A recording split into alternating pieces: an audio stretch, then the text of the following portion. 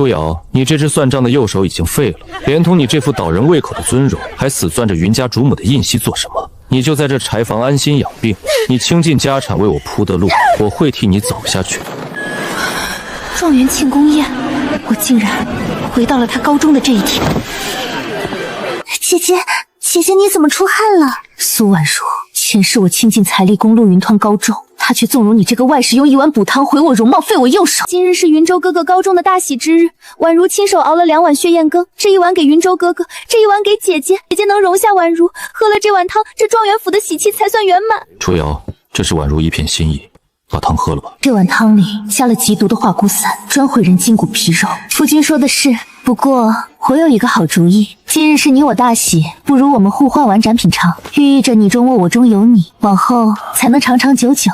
好一个你中有我，我中有你，初瑶果然识大体。夫君，长久，我倒要看看你们能长久到哪一步。呀，怎么这么快就把羹汤喝了？云州哥哥，你喝了哪一碗？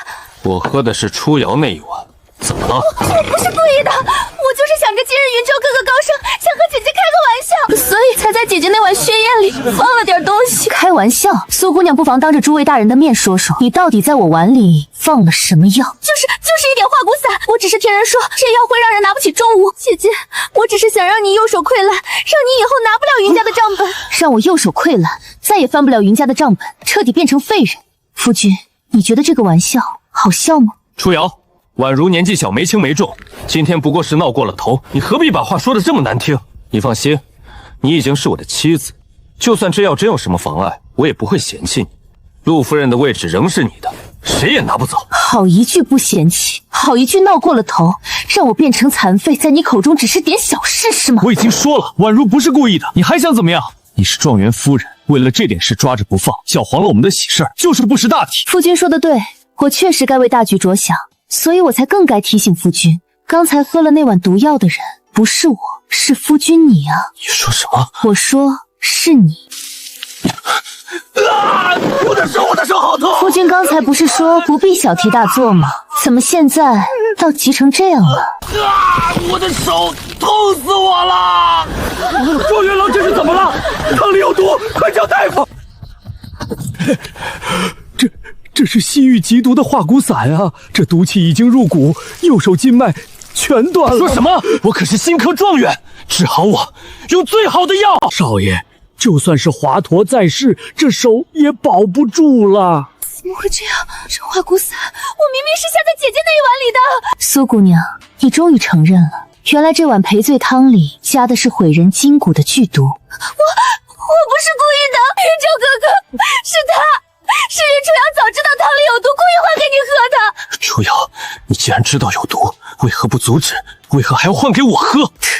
夫君这话真是稀奇，汤是你的红颜知己端来的，换碗盏的提议是你满口答应的。我若是不换，现在变成废人的就是我了。婉妮出身乡野，心思单纯，她不过是小女儿家争风吃醋，一时糊涂想开个玩笑吓吓你罢了。你身为当家主母，为何如此恶毒，竟眼睁睁看着亲夫喝下毒药？开个玩笑，陆云舟。这毒若是发作在我的右手上，我将再也拿不起云家的账本，一辈子被困在你这后宅里，任由你们拿捏。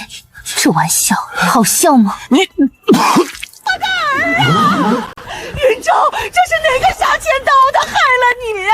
老夫人，是姐姐，她明知道有毒，还故意换碗，毁了云州哥哥的前程啊！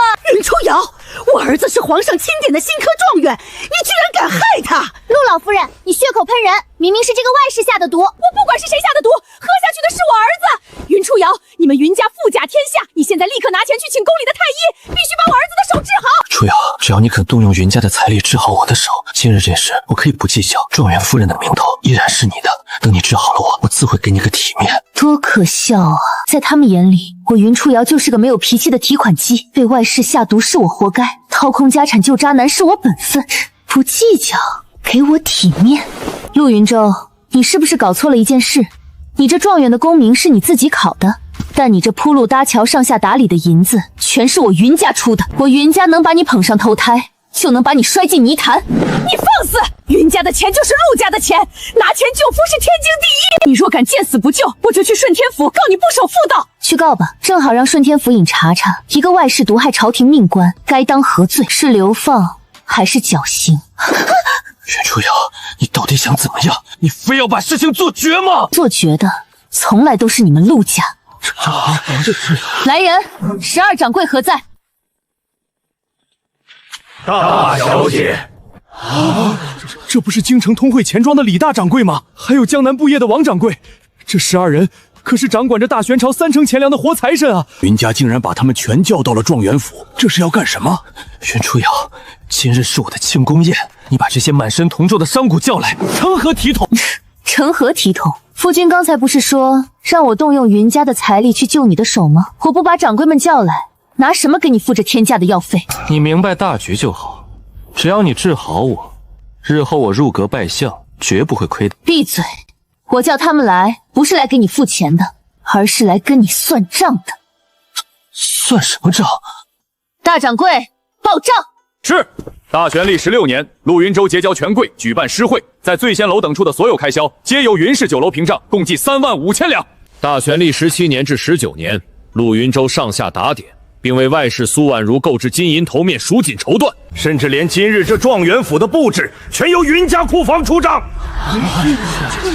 5年间，陆云州共从云家支取白银整整30万两，每一笔皆有云州本人的私章画押为证。30万两！就算是朝中一品大员，10辈子也贪不到这么多钱啊！这陆云州平日里装的清高，原来是个吃软饭的。最无耻的是，他竟然花着未婚妻的钱给外室买金银首饰，然后让外室给正妻下毒，斯文败类，简直是我辈读书人的耻辱！你们住口！我与他有婚约在身，这30万两是云家自愿资助我的，夫妻一体，他的钱就是我的钱。你现在当众翻旧账，简直不可理喻！夫妻一体，陆云州。我云家资助的是一个堂堂正正的读书人，不是一个纵容外室下毒害人的白眼狼。云初瑶，你别以为有几个臭钱就能拿捏我儿子。我儿子是皇上钦点的新科状元，等他将来飞黄腾达，想要什么样的名门闺秀没有？你现在要是敢闹，信不信云州明天就休了你？休了我？不用他休，今日是我云初瑶，不要他了。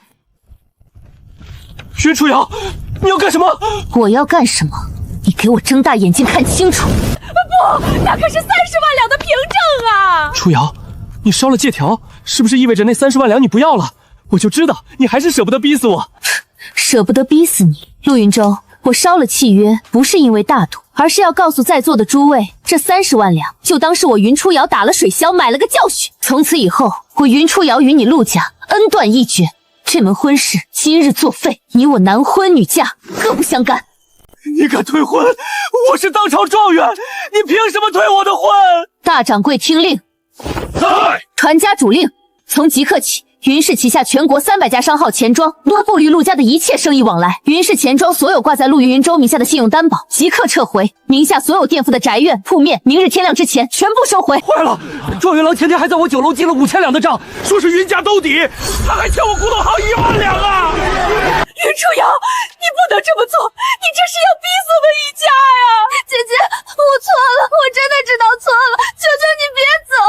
逼死你们！陆云州没了我的钱，我倒要看看你这废了手的新科状元能在这京城里风光几日。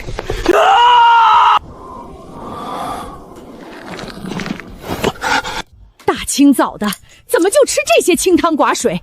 我每日早晨必吃的金丝血燕呢？老夫人，真不是小的偷懒。今早小的一去街上，云氏米铺的掌柜直接把我们赶了出来。那掌柜说，云大小姐发了话，云家名下所有商铺绝不卖给陆家1粒米1根菜。反了他了，他不卖，京城那么多商铺，咱们换一家买就是了。哼，难道离了云初瑶，咱们状元府还要饿死不成？老夫人，您有所不知啊，京城最大的米行、菜市、肉铺背后全都有云氏商会的干股。云大小姐放了话，谁敢做咱们陆家的生意，就是跟江南云家作对。现在根本没人敢卖东西给咱们。一派胡言！云初瑶不过是个浑身铜臭的商贾之女，难道还能一手遮天？把库房里那尊前朝的和田玉佛拿去当了，换些现银回来。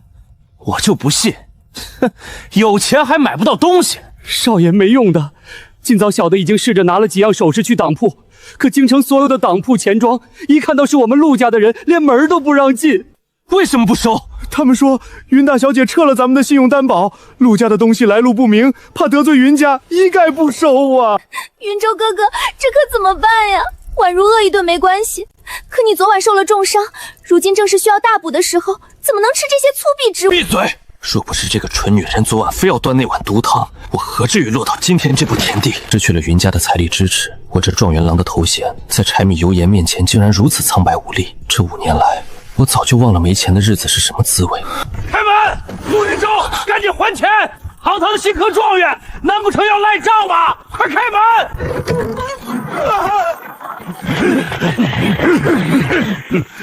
你们好大的胆子！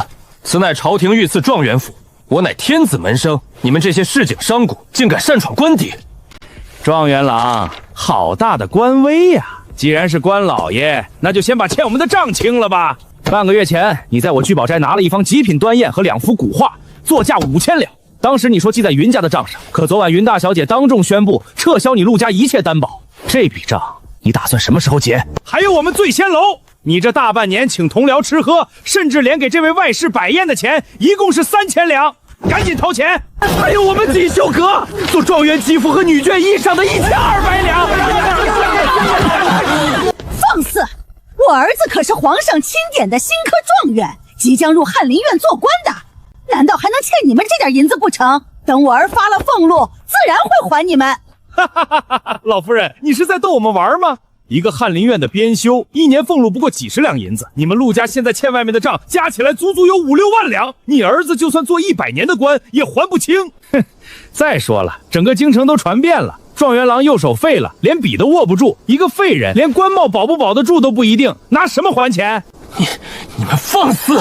滚！都给我滚出去！欠债还钱，天经地义。今天见不到现银，我们就自己搬。弟兄们，给我搬！凡是值钱的，通通带走抵债。是。哎呦，不能搬啊！那可是黄花梨的太师遗手，那是我最喜欢的珐琅花瓶。我的金钗，那是云州哥哥送我的。呸！用我们店里的钱买的，现在物归原主。陆云舟，这些东西加起来顶多抵个1、2万两，剩下的账限你3天之内凑齐，否则咱们顺天府大堂见。天杀的，他这是要逼死我们孤儿寡美啊！云舟，你可是状元啊，你快想想办法！你以为断了我的钱粮，就能将我踩在脚下吗？我是朝廷命官，我是天子门生，你不过是一介商贾，自古民不与官斗，去给我备车！我要去顺天府，我要去封了他云家的铺子，我要告他云初瑶藐视朝廷命官！站住！你怀里藏的什么？没什么，拿来吧你！好啊，陆家都快搬空了，你居然还敢私藏银两？说是不是背着我儿子偷存的？那是云州哥哥以前赏我的提点，以前是我保命的。滚开！是陆家的喝陆家的，现在陆家落难，你就想独吞这笔钱？做梦！我的肚子，你不能动我！我怀了云州哥哥的骨肉，这是陆家的长孙。婉如，你说什么？你有身孕了？云州哥哥已经2个月了，我本来想等风光进门再告诉你的。好，前不久我陆家，你安心养胎，我今日定要让云初瑶那商女低头认错，把咱们失去的家产全拿回来。闲杂人等退避！这不是状元郎吗？不知带人堵我钱庄大门有何贵干？少废话！云氏钱庄欺行霸市，藐视朝廷命官，给我查封！我看谁敢封！云初瑶，你不过是一介商贾，见了朝廷命官为何不拜？你信不信我立刻将你所拿入狱？朝廷命官陆云舟，你一个翰林院7品编检，无权无势，连个正经衙门都没进过，谁敢越你的带袍，带顺天府的衙役来封我的铺子？我是天子门生，你一介民女断我口粮，搬空我府邸，这就是藐视朝廷！民女，睁大你的眼睛看清楚，这是皇上御赐的大选第1皇上金牌，供应着西北大军的3成粮草和宫里的布匹。这间钱庄更是户部特许的官银周转之所。你一个废了手的7品闲官，敢封户部的场子，敢断西北大军的粮草，你是不是想被抄家问斩？状元郎，这差事咱们办不了啊！您另请高明吧。陆云舟，你这官是用我云家的银子买来的体面，现在没了我云家，你这官连个纸糊的老虎都不如。云初瑶，你别太得意，婉如已经怀了我的骨肉，我陆家有号了。就算你再有钱，你也只是个被人退婚的弃妇。哦，坏事有孕，那我就提前恭喜状元郎了，只盼这孩子能熬得过你陆家接下来的讨债日子。送客。以后陆家的人再敢靠近，直接报官，按抢劫吞官银论处。诸位看看，这就是所谓的皇商，满身铜臭，嚣张跋扈。我陆云浩乃是堂堂天子门生，新科状元。他云初瑶仗着家财万贯，不仅毁我右手，断我仕途，如今更是连我的口粮都要断绝。商人重利轻义，难道我大玄朝的读书人就要被这等商贾借业肆意压迫吗？简直有辱斯文！商贾怎敢欺压状元？对，咱们去顺天府告状，告这云氏钱庄扰乱京城纲纪，封了这黑心钱庄。大小姐，要不要让护员把他们打出去？不必，聚众冲击皇家特许的钱庄，不用我们动手，自然有人收拾他。是锦衣卫，锦衣卫办事，钱大人等退避。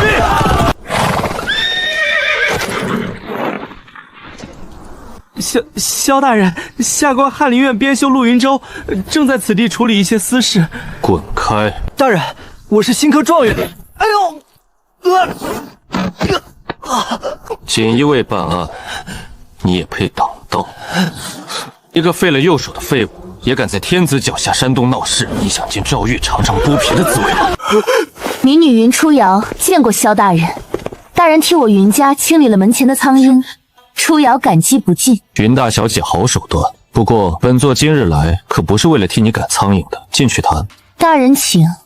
萧大人日理万机，今日带着这么多提旗亲临我云氏钱庄，不知有何贵干？云家主快人快语，那本座就直说了。江南盐税出了个大窟窿，朝中有人贪没了数百万两官银，本座需要查清这笔钱的流向。大人的意思是，地下的暗桩太多，护卫队的刀杀得了人，却理不清那些错综复杂的商脉。但你云家可以。大玄朝30%的钱庄都是你云家开的，我要云家提供情报网，帮本座盯死这笔黑钱。萧大人，我云家虽是皇商，但到底只是平头百姓，帮锦衣卫干事风险太大。条件你开，只要不谋反，本座都能答应。好，我只要一个条件。说。我要萧大人的锦衣卫做我手里最锋利的一把刀。你想杀谁？不杀谁，但我要护云家百年基业不受任何官场算计。陆云舟虽废了右手，但他身后的利益集团不会轻易放过这块肥肉，他一定会想尽办法反扑。我云家有钱，但缺权，我要萧大人做我云家最坚实的靠山。敢跟锦衣卫谈条件，还妄想把本座当刀使，云初瑶，你胆子很大。没有胆量，如何掌管江南30%财权？大人缺线索，我缺权势，这笔交易大人稳赚不赔。这块牌子收好，只要你给的情报有用，这京城之内你想踩死谁，本座就替你按住他的脖子。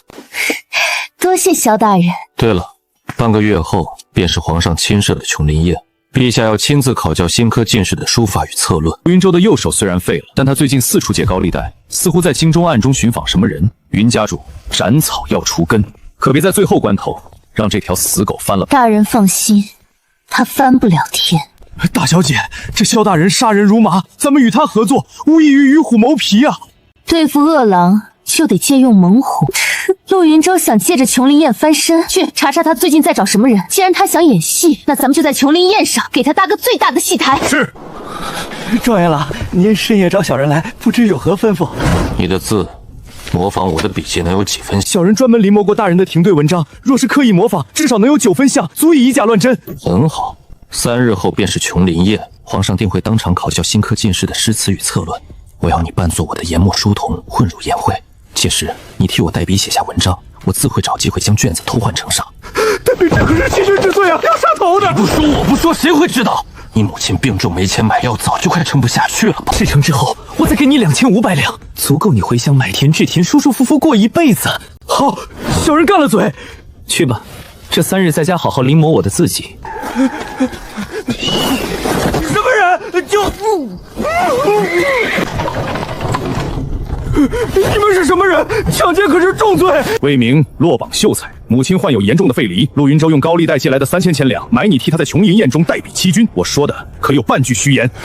你们怎么知道？在这京城里，没有我云家查不到的账。3000两买你9族消消乐，这笔买卖你不觉得亏吗？我当然知道欺君是诛9族的大罪，可我别无选择。这位贵人，小人也是被逼无奈。小人若不赚这笔钱，我老娘今晚就要病死了。你老娘的病，云氏名下的保和堂可以免费医治，用最好的药。另外，我云家在江南的书院正缺一位抄写典籍的教书先生，束修每月20两，足够你母亲颐养天年。只要你帮我做一件事，贵人请吩咐，只要不杀头，小人赴汤蹈火。3日后的琼林宴，你照常替他代笔，只不过你写在纸上的内容得由我来。好，小人全听贵人的。大小姐料事如神，陆云舟果然狗急跳墙，想找代笔蒙混过关。不过大小姐，咱们的人在顺着那笔高利贷往下查时，摸到了他以前在云氏钱庄的旧账，竟然挖出了一个惊天秘密。哦，什么秘密？大小姐您看，今年春闱开学前1个月，陆云州找打点考官为由，从钱庄秘密吃取了5万两现银，但这笔钱并没有用来交际，而是分作5笔，秘密汇入了一家私人钱庄。这家商后背后的东家是谁？是当朝礼部侍郎，也就是今年春闱的主考官赵大人的小舅子。咱们顺藤摸瓜，买通了这家商后的账房，证实这5万两正是陆云昭用来买春闱考题的买路钱。好一个天子门生，好一个新科状元！原来这锦绣文章是用我云家的5万两白银买来的。前世他怕云家查账发现黑钱熊象，所以才痛下杀手，将云家连根拔起。大小姐，这可是致命的把柄啊！咱们只要把这账册往顺天府一交，陆云寺立刻就会被打入死牢。不能交给顺天府。那交给锦衣卫？要打就要在最风光、最万众瞩目的地方，将他引以为傲的状元皮挠扒得一干二净。3日后的琼林宴，百官齐聚，皇上亲临，我要让他在全天下面前摔得粉身碎骨。只要琼林宴出代笔成功，皇上一定会将我正式编入翰林院核心。到那时有了实权，区一个云家还不是任我揉捏？云州哥哥，婉如，你怎么还没睡？这府几日连口燕窝都没有，这安胎药苦得难以下咽。云州哥哥，咱们这日子什么时候是个头啊？放心吧，最多再忍3日。3日后的琼林宴，只要我顺利过关，便能正式掌权。到那时，我定要查封云氏钱庄，将云初瑶那个贱人抓进大牢，让他跪在你面前磕头认错。那云家的家产，自然全是我们的。到时候你就是风风光光的状元夫人，我们陆家的长孙生下来就是享受荣华富贵的命。这要怎么如此辛苦？苏姑娘，您就将就些吧。自从云大小姐下了封杀令，京城大大小小的药铺根本不卖药给咱们。这几副安胎药还是奴婢去城南的暗巷里，从一个游方郎之手里花高价买来的次等药材。次等药材，这可是云州哥哥唯一的骨肉，陆家的长孙，若是吃坏了，你们担待得起吗？府里连买米的钱都没了，老夫人连发灾都当了，哪还有钱买好药？还敢顶嘴！我的肚子好痛！血，苏姑娘流血了！来人啊，老夫人，苏姑娘见红了！快去请大夫，不管花多少钱，必须保住我陆家的长孙！老夫人，这哪里是安胎药啊？这药渣里混了大量的劣质红花，这服下去肯定会有问题的。什么？这位姑娘失血过多，保不住了。更糟的是，那劣质红花伤了姑娘的根本，这辈子恐怕是再难有了。再难有？你胡说！你这个庸医，我怎么可能？你救救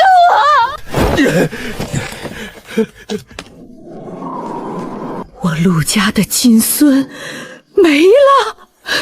你这个没用的丧门星，吃个药都不会吃！我陆家供你吃供你喝，全指望你的肚子，这点小事都办不好。老夫人，不是我的错，是那药，是云初瑶，肯定是云初瑶故意断了我们的好药，逼我喝这种下三滥的药材。他是故意的。云州哥哥呢？我要见云州哥哥！吵什么？云州哥哥，大夫说我以后再也不能有了。云州哥哥，你一定要替我做主啊！没了，连个孩子都保不住，你还有脸哭？云州哥哥，你什么意思？这也是你的骨肉啊！闭嘴！明日就是琼林宴，皇上要亲自考量新科进士。我如今右手伤成这样，满脑子都是如何在御前保住官位，保住我这颗项上人头。你现在拿这点后宅的晦气事来烦我，这是晦气事，我是为了你才落到这步田地的。你曾经答应过我，只要我生下儿子，就让我做嫔妻，让我享受富贵的。那是因为你有儿子，你现在就是个生不出孩子的废人，对陆家还有什么用？难道要我为了一个不能生养的乡野村妇去跟云初瑶硬碰硬吗？母亲，明日对我至关重要，后院的事你看着办，别让他再耗丧影响我文书。哼，听见没？你现在对我们陆家半点用处都没有了，把他身上那些绫罗绸缎全给我扒下来当了换钱，府里不养闲人。老夫人，你要赶我走？赶你走？你想得美！你之前吃穿用度花了陆家那么多银子，现在孩子没了，你就得拿命来还。从今天起，你搬去下人房，府里所有的衣服、公桶全交给你洗，洗不完不许吃饭。陆云舟，你利用完我，就想把我当破鞋一样扔掉去搏你的前程。我就算死，也要拉着你一起下地狱。明日就是琼林宴了，我必须先下手为强，在琼林宴上一击致命。人找好了吗？少爷放心，花重金请了京城里轻功最好的飞贼燕子李，只要钱到位，没有他偷不出来的东西。云家富甲天下，皇上早有记得。你让燕子李潜入云府书房，把云初瑶平时从不离身的核心账本偷出来，顺便把这封通敌叛国的密信夹在账本里。少爷，您这是要……我要告他云初瑶暗通敌国，资助北莽。只要我在琼林宴上当着文武百官的面，把这夹着叛国密信的账本呈交圣上，皇上龙颜大怒，云家满门抄斩。到时候云家的家产，谁还能跟我们争？少爷高明，小人这就去办。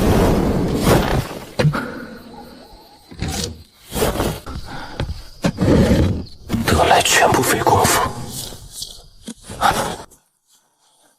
大小姐，他把账本偷走了。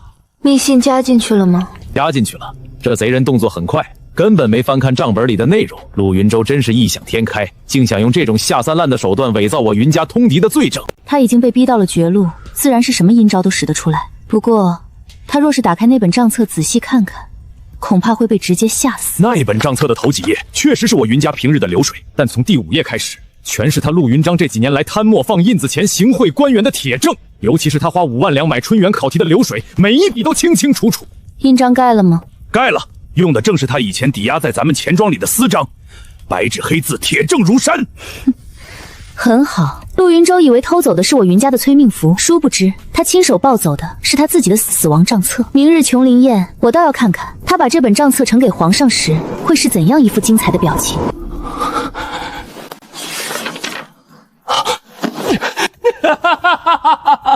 云初瑶，来人，更衣。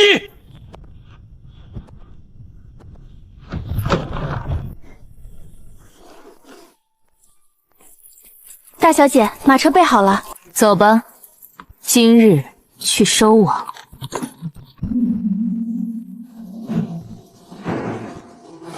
皇上驾到！吾皇万岁万岁！众卿平身。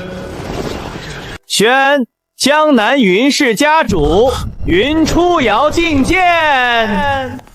一个浑身铜铸的商贾，凭什么能堂而皇之的走入太和殿，与百官同列？凭什么比我这个状元还要风光？草民云初瑶叩见皇上，吾皇万岁万岁万万岁！云氏一族为我大玄西北大军筹措粮草，劳苦功刚，今日赐座。谢主隆恩。笑吧，云初瑶，你尽情的笑吧。等会我把账本呈上去，我看你怎么哭着求饶。皇上今日真是破了天荒，竟让一个商贾之女与我等同列。慎言，没听皇上刚才说吗？云家供应了西北大军3成的粮草，户部的国库空虚，大半还得靠云氏钱庄周转。这等财神爷，皇上赐座那是恩典。区一个奸商，竟也敢在太和殿上出风头。云初瑶，你也就只能嚣张这最后半个时辰了。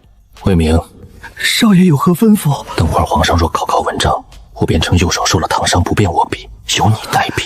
笔记必须模仿的天衣无缝，若出了半点差子，我诛你9族。少爷放心，小人明白。哼，陆云舟，你的评测策论正看了，尤其是那篇治水策，文辞老练，鞭辟入里，不愧是我大玄朝的新科状元。臣陆云舟谢主隆恩，臣必肝脑涂地，报下皇恩。好一个肝脑涂地！朕今日高兴，太和殿偏殿的牌匾正好空着，朕命你即兴赋诗一首，亲自题写匾额。来人，赐笔墨。状元郎，请吧。微臣有罪。何罪之有？回皇上，微臣昨夜在府上温书，不慎打翻了烛台，右手被滚烫的灯油严重烫伤，实在无法握笔。微臣辜负了皇上的厚望，罪该万死。但微臣腹中已有诗篇，不敢有违圣命，由微臣口中的书童为本代为持笔。罢了，天有不测风云，即使烫伤，朕也不勉强代笔吧。臣谢主隆恩。只要过了这一关，我就立刻掏出账册，给云初瑶致命一击。且慢，云家主有何指教？皇上恕罪，民女只是觉得这代笔题似乎有些不妥。属水泥界商女，凭什么在此大放厥言？我右手受伤无法握笔，这和书童拜谢有何不可？皇上，陆大人说他的右手是被灯油烫伤，无法握笔。可民女怎么听说陆大人这手伤的可不是一般的重？哦，云家主这话是什么意思？意思就是这位新科状元犯了欺君之罪。你血口喷人！皇上面前，你竟敢污蔑朝廷命官！污蔑？陆云舟，你敢不敢当着皇上和文武百官的面，把你那只被灯油烫伤的右手从袖子里拿出来给大家看看？我的伤口包扎着，且服了药，面目丑陋，岂能御前失礼，冲撞了圣驾？不敢拿出来。皇上，陆云舟的右手根本不是什么烫伤，分明是中了重西域陀皮肉化骨散，经脉经彻底废了，这辈不可能再拿笔写字。什么？陆云舟，云初瑶所言可是真的？不，皇上，他胡说，微臣只是烫伤啊！若是状元元郎自己不方便动手，本座可以让锦衣卫帮你把袖子撕开。不，修大人，不劳烦锦衣卫。皇上，微臣真的是烫伤，只是伤口发脓，实在有凹诸感，微臣不敢惊扰圣驾呀。萧环，臣在。放开我！你们干什么？我乃天子门生。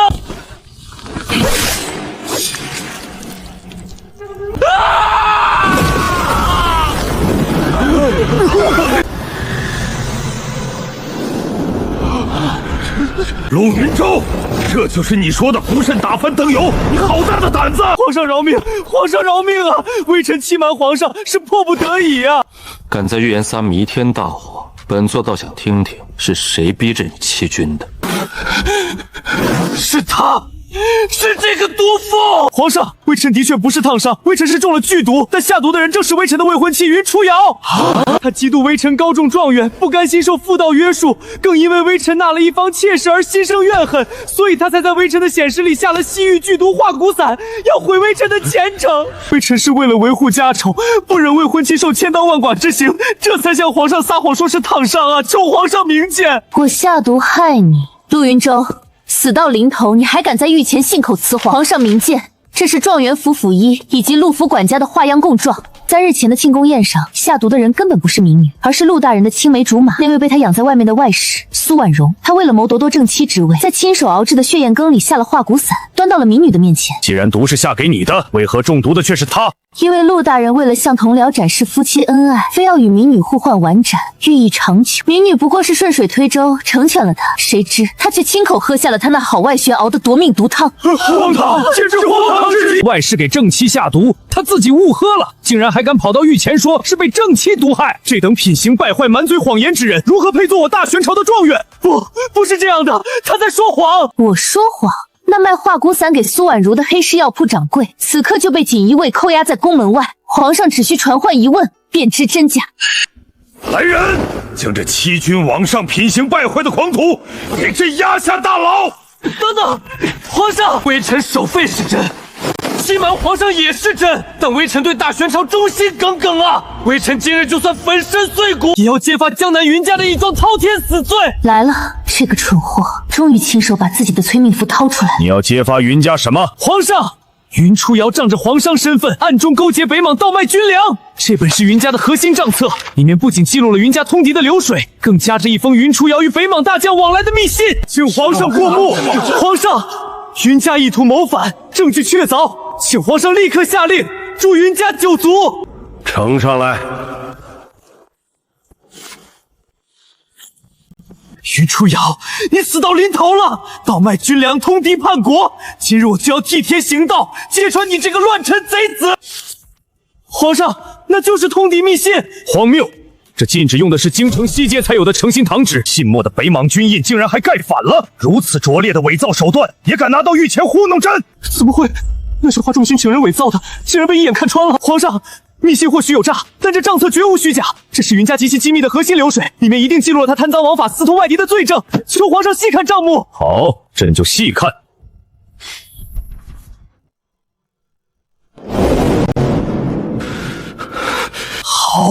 好得很，真是一本好账，真是我大玄朝的好状名。云初瑶罪大恶极，理应重罚。该重罚的是你，陆云舟，你自己睁大眼睛看看，这上面写的究竟是什么？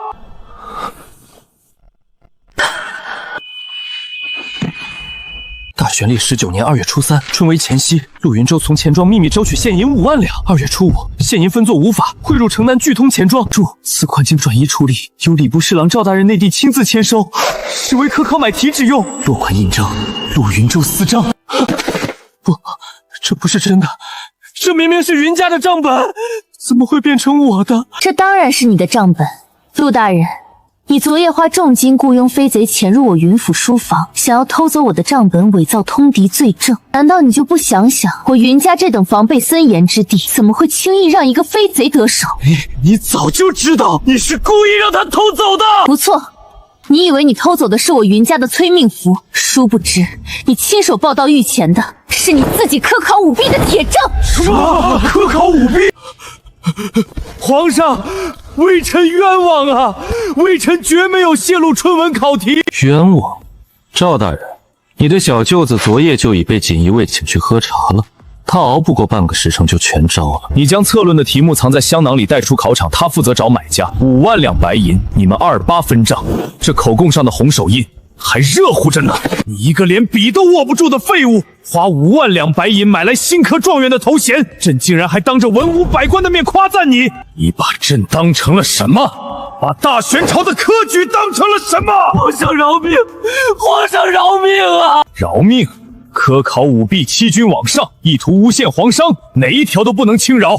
来人，褫夺陆云舟新科状元之名，拔去他的官服，抄没陆府所有家产，将陆云舟打入大牢，流放极寒之地，终生苦役，永不录用。礼部侍郎赵明贪墨受贿，泄露考题，革职查办，交由3法司严审，绝不姑息。是。不，我不要流放，我是状元，我是状元。前世他夺我家产，毁我容貌，将我困死在后宅。今生我亲手撕碎了他的伪装，将他打入万劫不复的深渊。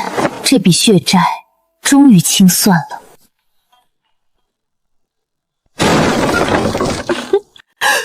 作死啊！谁敢踹我状元府的大门？圣旨下，原翰林院编修陆云收科考舞弊，欺君罔上，即刻褫夺功名，抄没家产，流放极寒之地。给我抄！闲杂人等即刻驱逐。你们干什么？住手！都给我住手！这是状元府，我儿子是皇上钦点的状元。你们这些瞎了眼的，敢来抄我的家，等我儿子回来，要你们好看！哼！老太太，你的梦该醒了。你儿子花5万两白银买考题的事，在太和殿上已经大白于天下。他现在不是什么状元，而是被打入死牢的阶下囚。不可能，绝对不可能！我儿子是文曲星下凡，他怎么会舞弊？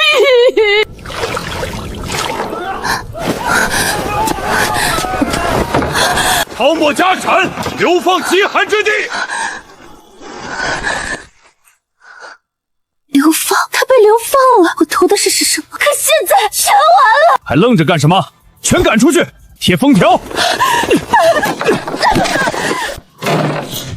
看到了吗？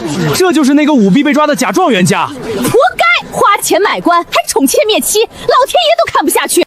都是你这个丧门星！自从你进了门，我们陆家就没过过一天安生日子，是你克了我儿子的前程。我克他？你儿子本就是个草包，连文章都是买来的，算哪门子的真才实学？我为了他连身子都毁了，以后再也不能生育。你们陆家榨干了我的价值，现在落得这个下场，是你们咎由自取。你贱妇，还敢顶嘴！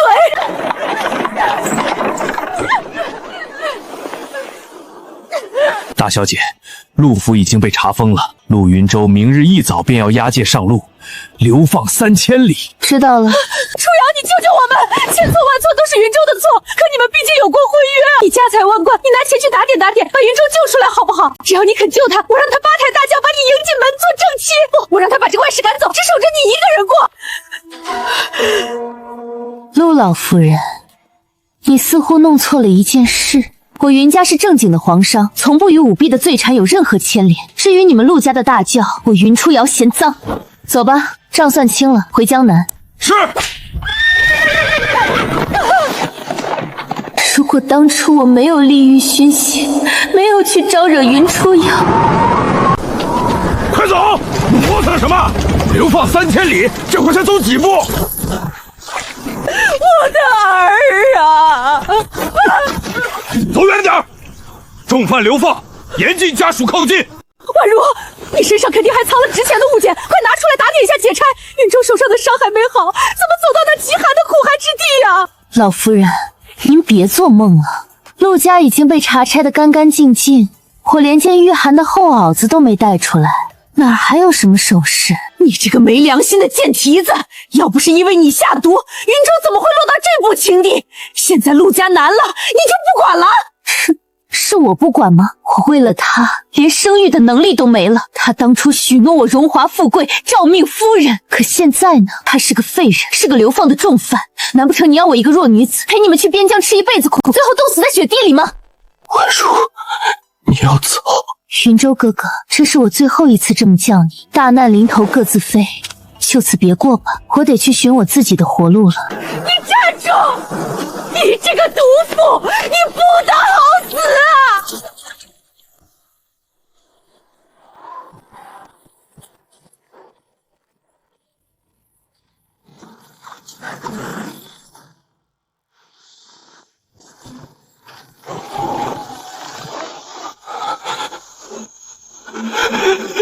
如果当初我没有贪心不足，没有纵容外室，我现在还是那个受人敬仰的状元郎，是江南首富的夫君，有着锦绣前程和数不尽的荣华富贵。初瑶，初瑶，我知道错了，我真的知道错了，求你再看我一眼，帮帮我。你我之间因果已结，恩怨两清，这极寒之地的漫漫长路，你便自己慢慢走吧。启程！云家主大仇得报，当真不再多看一眼他的惨状？不过是路边的一块烂泥，多看一眼都是浪费时间。这是江南盐政和漕运的几处暗线网，算是我送给锦衣卫的见面礼。朝堂上的贪官归大人管，商场上的烂账归我云家管。云家主果然爽快。这京城的风浪平了，回江南的这条路，本座亲自护你周全。多谢萧大人，合作愉快。